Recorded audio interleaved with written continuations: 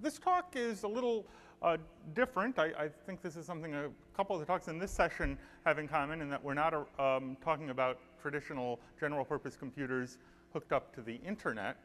What I'm going to talk about instead is a system called APCO Project 25.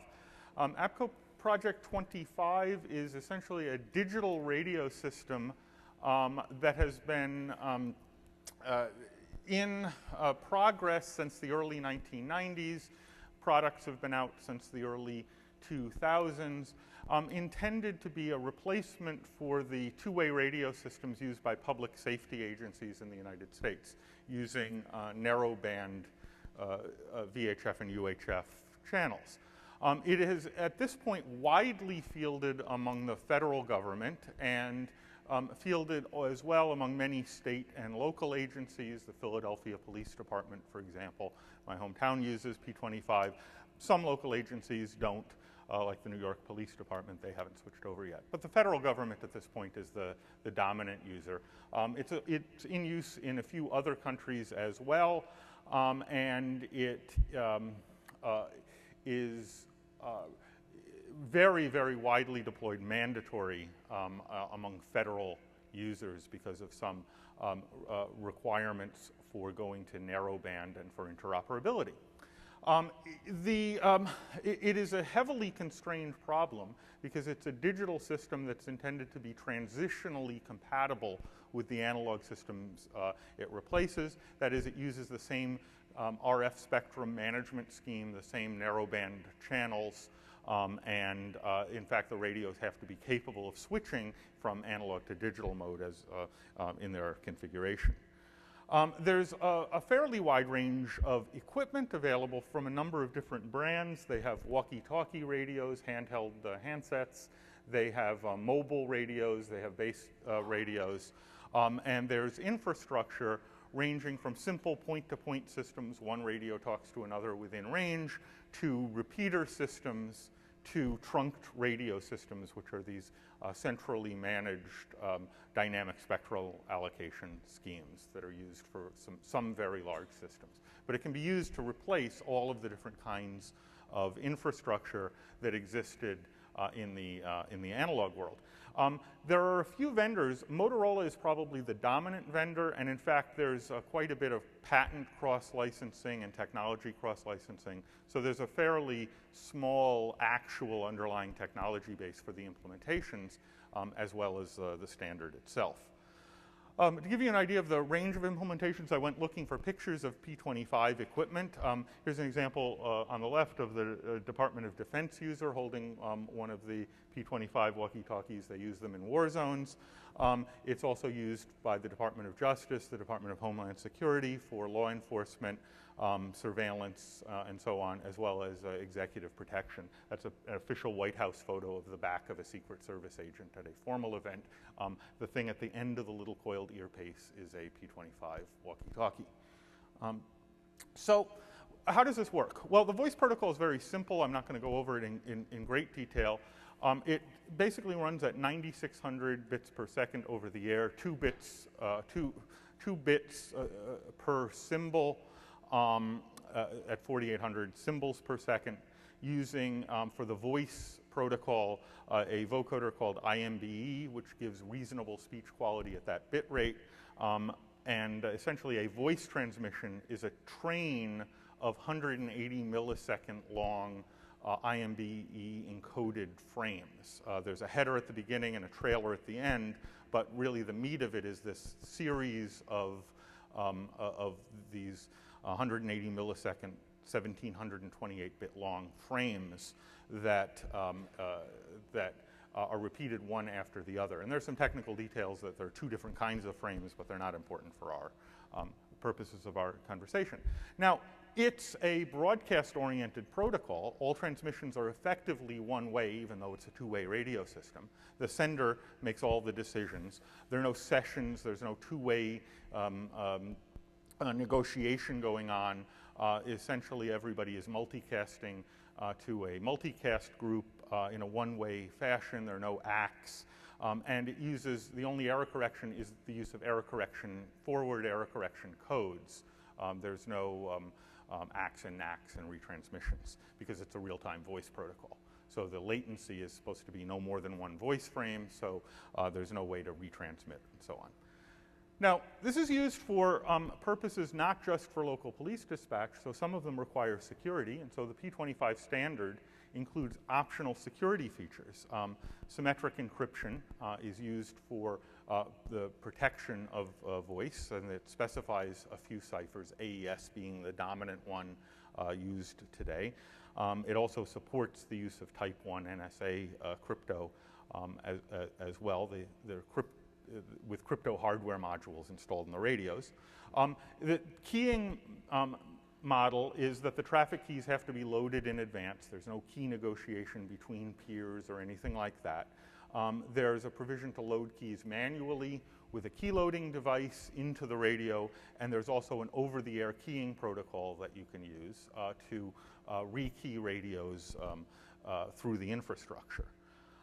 Now, there are two important properties of the way the security model works that will turn out to be important to us. The first is that messages sent in the clear on the frequency that the radio is tuned to are always demodulated and played over the speaker. And messages sent in the encrypted mode are always played if it can find the correct key to play them. That is to say, the state of your encryption has nothing to do with whether you will decrypt audio or play clear audio. The sender's radio makes decisions about what it will do, but receivers will attempt to play anything that they can play. And that will turn out to be a very important decision for us later down the road. Okay, so what did we do? Well, we examined the protocols and we examined the implementations. There's a lot of stuff in the paper. I'll give you the kind of rough highlights. The first problem is a certificational one. It's an ad hoc design.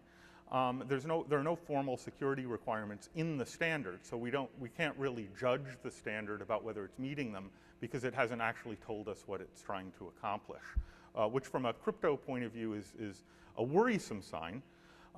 But at least the traffic encryption we found is not broken in any obvious ways. There are certificational weaknesses. There's a few worrisome things in there, but they're not doing anything like sending the key as the first, instead of the initialization vector or any of the other mistakes that occasionally people make.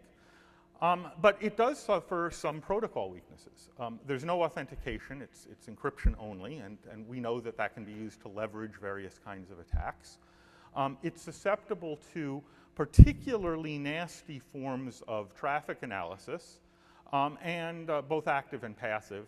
And it is the most vulnerable to denial of service, to jamming radio protocol I've ever encountered. It gives an enormous advantage to the attacker. It is easier to attack a system than to send a legitimate signal. And there are some serious crypto usability weaknesses. So I'm going to talk about these things right now. So let's look at some attacks. First, I'd like to talk about is traffic analysis. Every transmission includes a unique user ID, a unit ID, a talk group ID that the message is intended for, and something called a network access code. And that's sent along with every transmission, and it's necessary because of the architecture of P25 for every transmission to have these things as metadata sent out with them.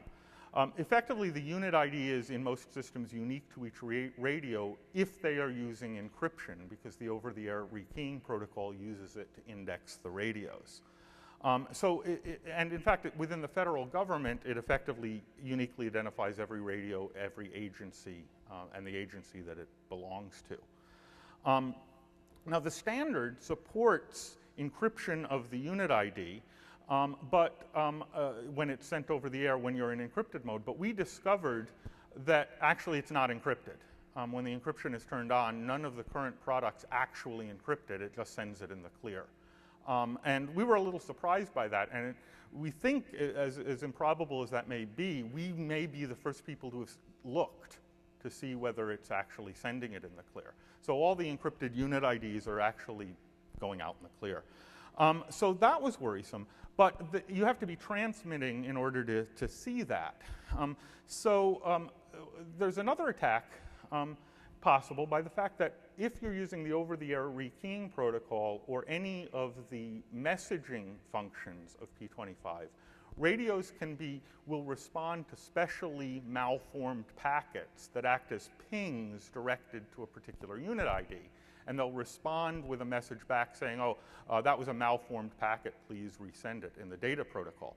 So you can address any radio even when it's idle, as long as it's on and within range, and it will respond to your ping with a transmission that says, hey, I am here, effectively, even though it's actually telling you I didn't understand what you said. And that's transparent to the user of the pinged radio. So we've got this scenario, the Marauders map, we're calling it, and I owe Margot Seltzer pointing out that that's from Harry Potter. I thought I had made that name up myself. The ping response is sufficient to allow automated direction finding of the radios with 2 bases at fixed locations. It's a long enough transmission, and phased antenna arrays, and you essentially can very easily build an infrastructure that lets you create a real-time map of whatever radios you're looking for, even when they're idle. Now, in the public safety scenario, that may not be a very serious problem, but in the military context where these radios are being used, that's actually a very serious vulnerability. And in fact, in the surveillance context, even domestically, that's a potentially serious vulnerability. Okay, so that was an example of one of the attacks we found. Another attack we found is that these radios are uniquely vulnerable to denial of service. P25 uses aggressive error correction code, and from the denial of service point of view, that should be very good news, because that means you have to jam enough to overcome the error correction code, not just jam individual bits of a transmission. But the error correction codes are calculated over small subfields of the transmission in particular cases, and individual subfields are essentially error corrected separately. And so an adversary has an easier job than jamming and all of the bits that are sent over the air. An adversary can select a single subfield to jam within the frame. Now, it turns out there's a 64-bit frame in every 1728-bit voice frame that tells you how to interpret this as a voice frame, and it's sufficient to attack just those 64 bits or 32 symbols. Now that turns out to be, that represents, if you do the calculation, 14 dB less energy, 14 decibels less energy for the attacker than for the legitimate users, which is the opposite of what we normally try to achieve in digital radio systems like spread spectrum. Spread spectrum systems tend to have a 14 dB number, but it's positive rather than negative in the energy relationship. So that's bad in theory. So one question is, well, that might require a lot of synchronization. That might be very hard to do. How hard is that to do in practice? Is it practical to jam a P25 system using this subframe technique? And it turns out, yeah, that's practical. So it turns out there's a chip made by TI, the CC1110, which is a single chip digital radio transceiver used in consumer products. It costs a few bucks in quantity. It's used in a wide variety of small radio telemetry applications. And it turns out to be near the federal band spectrum that it operates in, and has the capability to, versions of the chip have the capability to operate in all of the same frequencies that P25 radios used. And it turns out its native protocol is very similar in the way it does synchronization to P25. In fact, it's sufficiently close that it can be convinced to recognize the beginnings of P25 frames. And it turns out also to be used in consumer products that in small quantities are actually cheaper than buying the chips, but include the power supply and the battery and things like that. So we found a $15, actually it's 2 for $30 device called a Girltech IMMe, which is a little instant messenger. It has a unicorn on the box. It's aimed at preteen girls. And we developed our own P25 jamming firmware, and by we I mean Travis. So we're calling it the My First Jammer, and it turns out to work entirely effectively. You'd have to add an outboard power amplifier if you wanted to use this to actually jam in the real world, and actually the power amplifier would be, you know, a couple times more expensive than the actual jammer itself, and the antenna and the cables.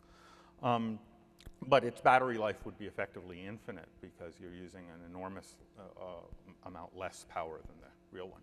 But that's not actually the interesting thing, because there you're only brute force jamming every transmission. The more interesting scenario is to try to alter the behavior of the people you're jamming. And the jammer has the advantage of being low duty cycle. It's spending most of its time in receive mode. And so it can be programmed to process the traffic it's receiving. And one of the things that we thought was interesting to program it to do is look for messages that have the bit on that say this is encrypted. And so if you programmed a device like this to only jam encrypted traffic, you can force your adversary to switch over to the clear in order to be able to communicate. And in fact, if usability problems with the crypto mean that users are accustomed to their encryption not working, they may never notice this and may just attribute this to being kind of normal par for the course operation. So that leads us to the question, well, how usable is crypto in practice? Now, that's not actually the null set. That turns out that logo, which is on my shirt and on the radios, is the encryption symbol, although you are among the only people who know that now. So these radios, we notice, have a number of potential usability problems. They give very poor feedback about the crypto state. I mentioned earlier that the crypto switch only controls what the transmitter does. It doesn't control what the receiver does. And therefore, encrypted and unencrypted users can inadvertently be mixed in with each other. And they'll never know that somebody has their crypto switch off if everybody has the correct key material. One or more users can be unencrypted, and everything will just work fine as far as they're concerned, but anyone can listen. The second problem is that there's frequent rekeying and an unreliable rekey protocol. The over-the-air rekeying protocol is unreliable for a number of reasons that we discuss in the paper, and many agencies have been told use short-lived keys because they're more secure. Change your keys often because that's good cryptographic practice. So we've heard about the poor crypto feedback. If you go back to this conference 12 years ago, Witten and Tygar's Why Johnny Can't Encrypt paper talked about giving good feedback to the user. And we're seeing that that lesson was apparently not learned in the design of P25. So I'll show you a picture. Here's the Motorola P25 walkie-talkie radio. Here it is in clear mode. You can look at the top of the radio in the display, and here it is in secure mode. And as you can tell, they're completely different and easy to tell apart. There's also no easy way, if a radio is unkeyed, to key it in the field. It's designed deliberately to use centrally managed keys, either with the over-the-air rekeying protocol or with a key loading device, which is actually larger than the handheld radios that is locked up in a safe somewhere that you can load the keys into the radio through its accessory port. So if a single user doesn't have the key, the only practical alternative is for them to go into the clear mode. So one question we asked is, given these usability failures, and given the difficulty of rekeying the radios, how much Cleartext is out there? So, you know, Bob Morris, in his invited talk at Crypto 95, gave the NSA's first rule of cryptanalysis. First, look for Cleartext. So that's just what we did. You know, we talked about a couple of attacks against this, the Maurauder's map, the subframe jamming. They're active attacks. You know, we could figure out how to carry them out, but at least that raises the bar a little bit. Just sending your traffic in the clear does not have a very high bar for the attacker. All you have to do is listen for it. And we discovered that actually there's a significant volume of Cleartext out there today that's sent unintentionally. And we discovered that by accident. So last year when we started playing with these radios, we got one of the frequencies that we programmed into the radio off by 10 megahertz by accident and heard this surveillance operation going on. It sounded very James Bondish. And I thought, gee, that's interesting. I wonder what that is. So we started looking at the federal spectrum where tactical law enforcement surveillance takes place. So not police dispatch radios, but the actual tactical, confidential federal surveillance, agents following people around, takedown, SWAT operations, executive protection, and so on. And we omitted all of the non-sensitive frequencies, uniform patrols, the Park Service, no offense to the Park Service, and so on. And we sampled the traffic that we saw. And we set up a network. We kind of created our own little mini NSA. We got a bunch of receivers. We looked at the 2,000 discrete VHF and UHF voice channels allocated to the federal government. And what we did was very simple. We looked for the ones that had encrypted traffic on them. And we focused on those. And we did this in 2 cities that I won't mention.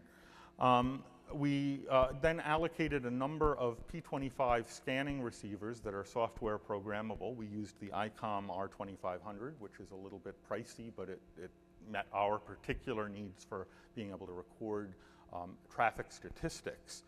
And kept this running for a while. And what we found was that, in fact, most tactical law enforcement traffic is successfully encrypted. But there's over 20 minutes mean per day of really sensitive cleartext that just goes out in the clear without users' apparent knowledge. And there's a higher during the week, lower on weekends and holidays, but it's solidly an average of a little over 20 minutes per day per city of unintended cleartext. Well, how sensitive are we talking about? The most sensitive stuff they have, names of informants and plans for operations and takedowns and identities of undercover operatives and so on. So what's going wrong here? Well, we found, just as we might have predicted, that there are 2 reasons that this happens. One reason is either an individual user or sometimes an entire group, everybody, has their crypto switch in the wrong position, and it's just never detected. And the other reason is that the over-the-air rekeying protocol has left somebody without a key, and they've been forced to go out into the clear. And we found that it's roughly half the time for each. Roughly half the time it's either a undetected switch in the wrong position, and the other half of the time it's somebody didn't have a key, and so everybody has to go back into the clear. So, our kind of observation here is this is a widely deployed system. It's been in use for for a good 10 years. It's intended specifically to provide security as one of its basic features, and yet there's an enormous amount of unintended cleartext that's worse than the unencrypted systems they had before because the users believe it to be encrypted and make no effort to hide anything about what they're doing. They regard it as a secure system and rely on it. So there's accidental cleartext and keying failure that we find are accounting for this in practice, and exploiting this can be done entirely passively with no risk and with legally obtainable equipment. So, in the long term, the P25 protocols are kind of hopelessly broken, but, that in the short term, that's a small comfort. Saying, well, we're going to have to redesign it and start from scratch is fun from the point of view of security researchers, but there's a large base of equipment out there. So we've identified a number of mitigation strategies that we are suggesting to law enforcement. We've been working with the federal government to try to roll out a number of ways to make the radios more usable within the configuration limits that they currently have. So in particular, we're recommending that the crypto switch be disabled and instead crypto be always on or always off on a channel. And if they want to have both be available, have 2 channels, one an encrypted version and another an unencrypted version. And we found some tricks that allow you to prevent audio from one from mixing with audio from the other. So that will give better feedback to the user about whether crypto is on. And the second, and this is a bit of a harder sell, is to try to dispel the myth that it's very important to change your keys often. I mean, this was true in World War II. It served the Allied and Axis forces well to rekey frequently when their Enigma machines were broken. But AES is designed to handle a large amount of traffic. and captured radios are not a significant problem. So one of the things that we're encouraging as well is to move away from this over-the-air rekeying protocol and move to longer-lived keys. So I think that pretty close to exhausts my time. So thank you. I don't know, do we have time for questions?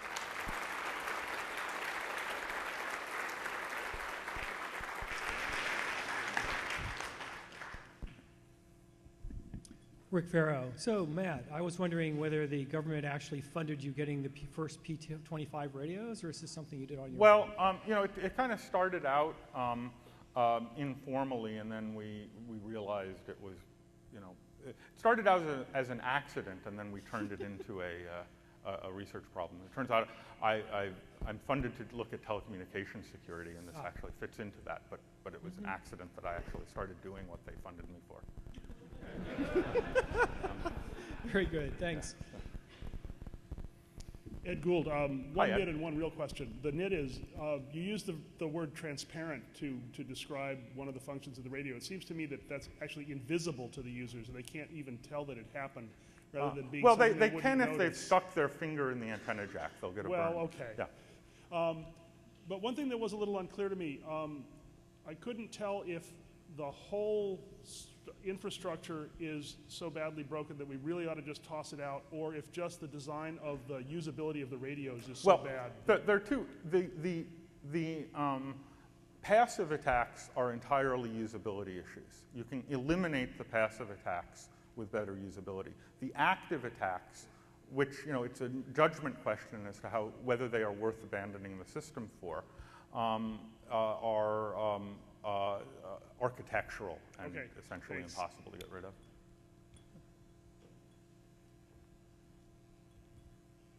Hi. Hi. I know you mentioned that when you were listening in on these channels, you ended up with a lot of confidential data. Is there anything you can tell us about how you had to deal with it and dispose it off? Or We forget it quickly. Yeah, I mean, we have no desire to be disruptive to, you know, I mean, literally, we're talking about things that could get people harmed. Yeah.